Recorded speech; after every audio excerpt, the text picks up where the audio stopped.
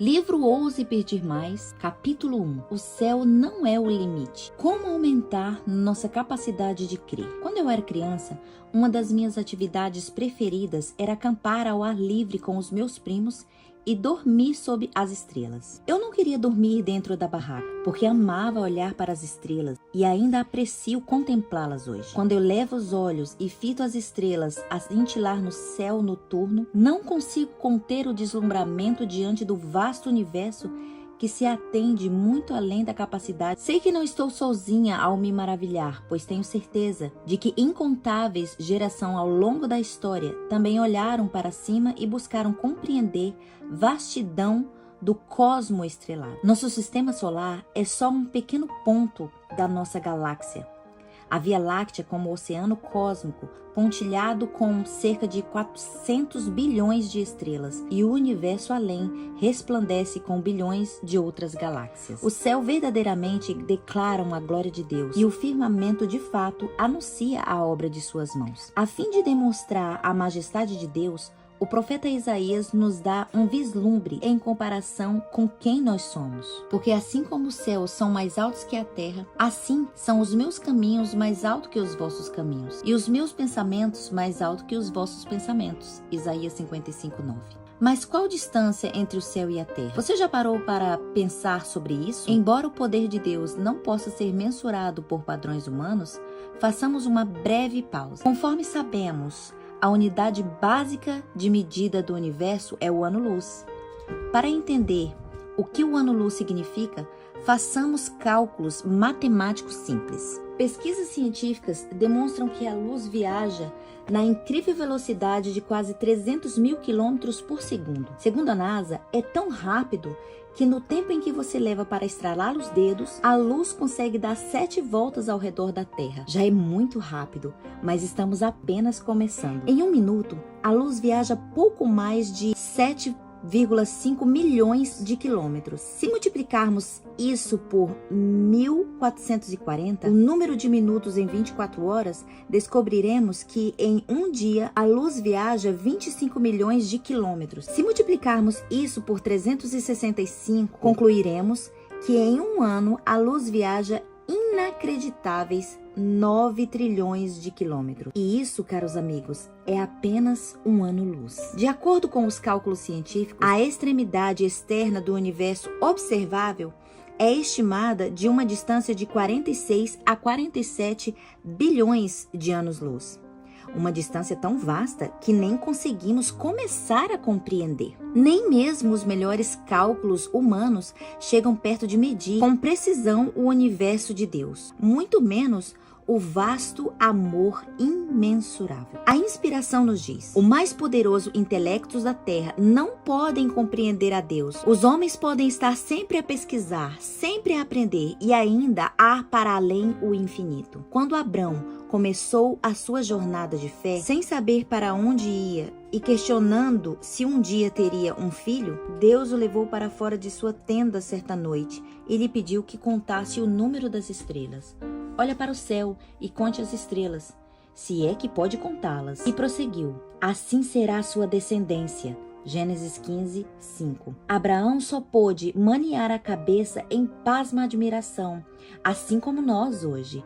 Ainda assim, a Bíblia nos conta que Deus não só sabe o número das estrelas, como também nos chama pelo nome. Salmo 147:4. Embora Abraão não consegue compreender as promessas de Deus, ele acreditou em suas palavras. Como resultado daquele homem que já sem vitalidade, originaram-se descendentes tão numerosos como as estrelas do céu e tão incontáveis como a areia da praia do mar. O mais surpreendente é que Deus continua a cumprir sua promessa a Abraão nos dias de hoje. Quando começamos a compreender o Deus magnífico a quem servimos, podemos ecoar a exclamação de Davi: quando contemplo os teus céus, obra dos teus dedos, e a lua e as estrelas que estabelecestes, que é o homem que dele te lembres? E o filho do homem que os vistes? Salmo 8:3 e 4. Por mais difícil que seja compreender nosso Deus, que estendeu os céus por meio do seu grande poder, não se esquece de nós. Além de não esquecer,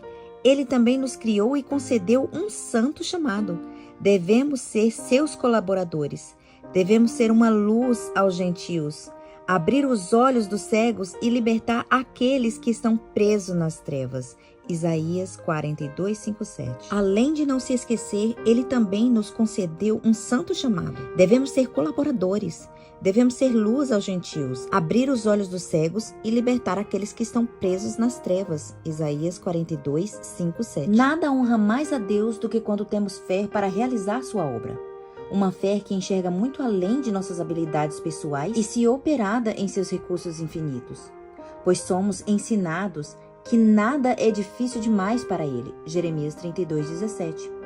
A inspiração nos garante: o poder à disposição de Deus é ilimitado. Ilimitado? Será que entendemos o que isso significa? No que diz respeito a Deus, o céu não é o limite, nem o universo é o limite. Não há limites. Temos muita pouca fé. Limitamos o Santo de Israel. Devíamos ser gratos que Deus condescendente em usar qualquer um de nós como seus instrumentos. Por toda oração fervorosa feita com fé por qualquer coisa, respostas serão dadas. Se realmente nos dessemos contas de como Deus é grande, teríamos muito mais fé para avançar a sua obra. Também teríamos muito mais fé ao orar. Permitam-me compartilhar o testemunho de um homem humilde chamado Golden. Sua história moderna de milagres contínuo me inspira e me desafia como nenhuma outra. O impossível se torna possível. Enquanto crescia, Golden Lampani era um muçulmano praticante no Malawi, África. Depois de ficar doente e ser mandado para casa a fim de morrer, já se preparando para o fim, teve 3 sonhos. Em cada um deles viu Jesus e recebeu as instruções específicas. Se você quiser ser curado, torne-se cristão. Então ele começou a estudar a Bíblia e não muito tempo depois tornou-se adventista do 7º dia. Não só curado, como também teve a vida transformada pelo Evangelho. Começou a pregar sobre Cristo com entusiasmo por onde passava e muitos se converteram. Não era uma tarefa fácil, pois os seus antigos amigos achavam que ele havia apostatado e tentaram matá-lo diversas vezes. Mas Deus sempre os livrou.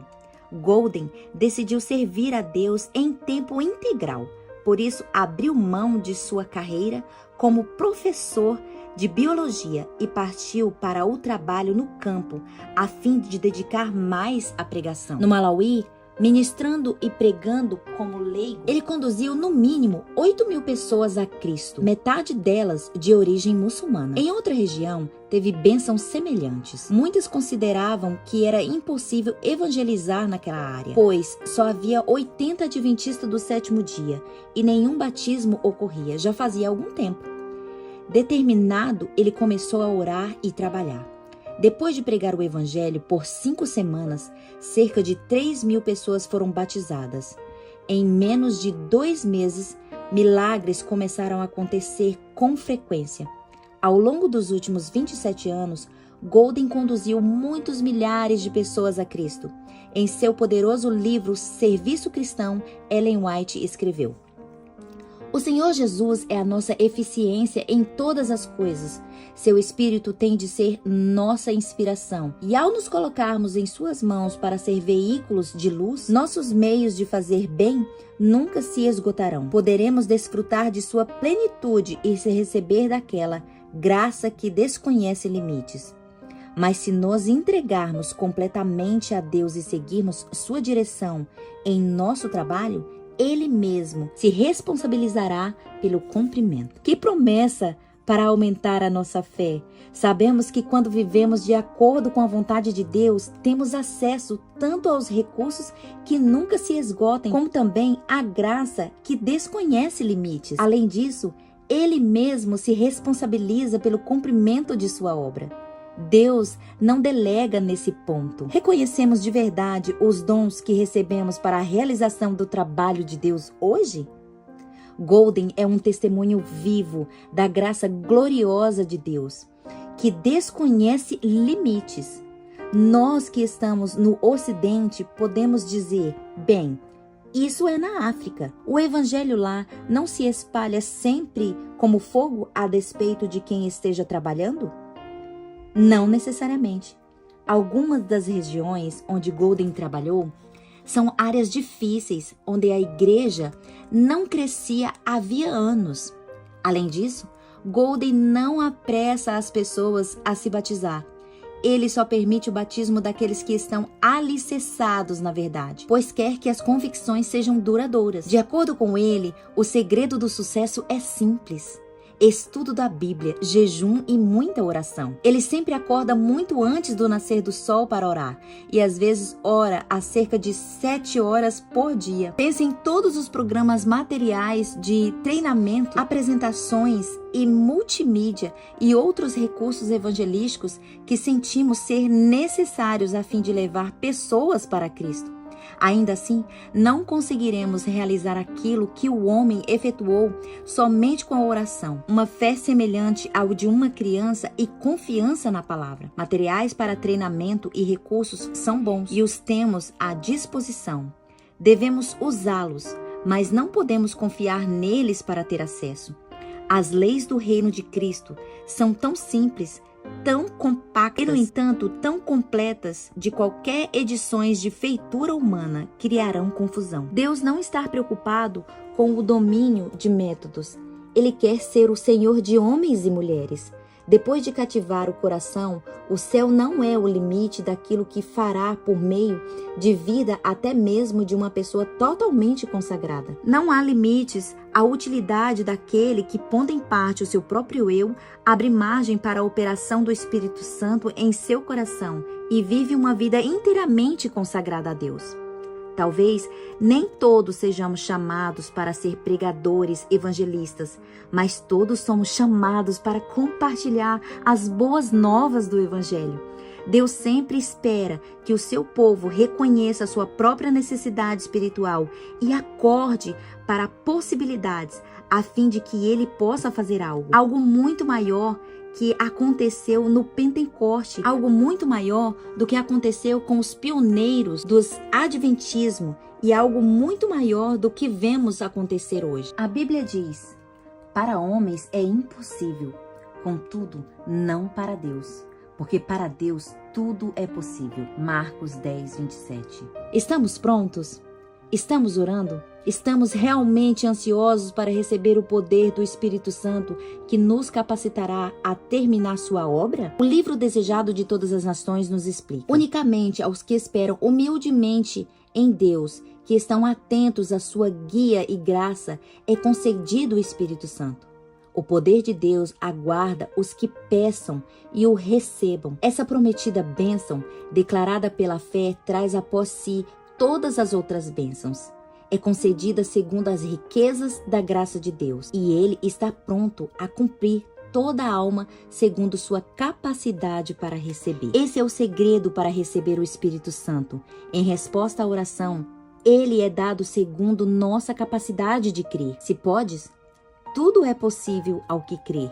Marcos 9, 23. Não entendemos o grande Deus a quem servimos, porque nos tornamos cristãos complacentes e satisfeitos. Nós nos contentamos com os estudos superficiais da Bíblia, com devoção superficial e orações superficiais. Nós nos satisfazemos com relacionamentos superficial com o Rei dos Reis. Em resultado, ficamos satisfeitos quando recebemos resposta e bênçãos superficiais. Deus quer se revelar a nós, quer fazer mais, mas não pode porque não acreditamos que Ele o fará. Ellen White lamentou: enquanto a igreja se satisfazer com pequenas coisas, deixará de receber as grandes coisas de Deus. Em vez de nos contentarmos com a posição espiritual em que estamos, comecemos a pedir mais em oração. Comecemos a acreditar mais nele pela fé.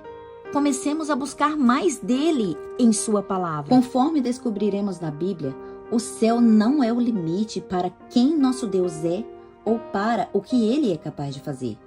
Por isso, prossigamos nessa jornada incrível de fé. Comecemos a ousar pedir mais a Deus.